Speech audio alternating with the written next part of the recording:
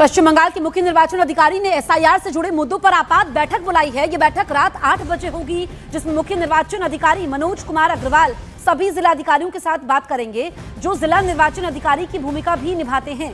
Booth level अधिकारियों को SIR form upload करने में लगातार तकनीकी समस्याओं का सामना करना पड़ रहा है।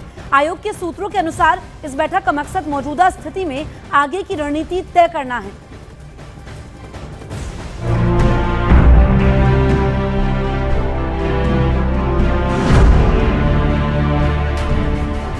बिलख बिलख कर रोने वाले शख्स का नाम माणिक हल्दर है। इसे अपने वतन जाना है। घर वापसी के लिए भारत बांग्लादेश की सीमा हाकिमपुर बॉर्डर भी पहुंच गया। वहां पर डेरा डालकर बैठ गया कि किसी तरह अपने वतन चला जाए, और इसी चिंता में इसने रोना शुरू कर दिया। দালাল ধরিয়ে কত নিল তারা? ওরা নিছিল তখন ৫,০০০। ৫,০০০। এই বর্ডার দিয়ে আসছিলেন না অন্য বর্ডার দিয়ে আসছিলেন? না, ওই বেনাপোল থেকে। माणिक हल्दर जैसे बहुत सारे लोग हैं जो एसआईआर के डर से बंगाल से भाग रहे हैं। हाकिमपुर बॉर्डर पर तो जबरदस्त भीड़ इकट्ठा हो गई। बीएसएफ के मुताबिक रोजाना 100 से 150 लोग बांग्लादेश लौट रहे हैं।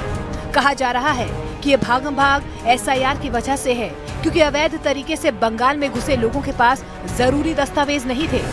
बंगाल में अगले साल चुनाव है और इससे पहले वहाँ पर एसआईआर की प्रक्रिया चल रही है।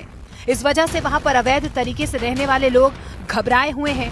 कुछ लोग बांग्लादेश लौट रहे हैं, जबकि कुछ लोग गलत दस्तावेज देकर घपला करने की कोशिश में जुटे हैं।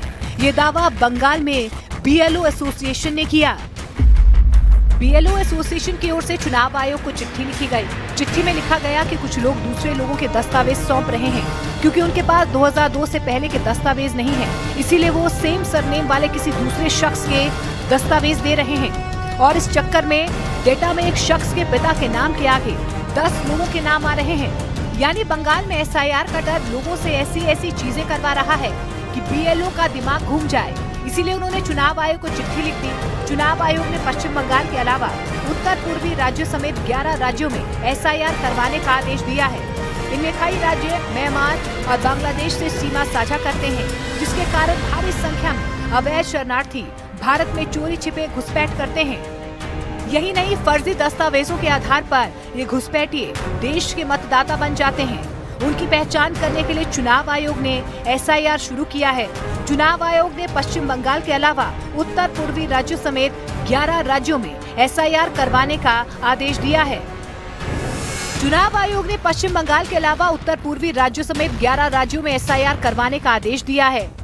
इनमें कई राज्य म्यांमार और बांग्लादेश से सीमा साझा करते हैं, जिसके कारण भारी संख्या में अवैध शरणार्थी भारत में चोरी छिपे घुसपैठ करते हैं। यही नहीं, फर्जी दस्तावेजों के आधार पर ये घुसपैठिए देश के मतदाता बन जाते हैं। उनकी पहचान करने के लिए चुनाव आयोग ने एसआईआर शुरू किया है।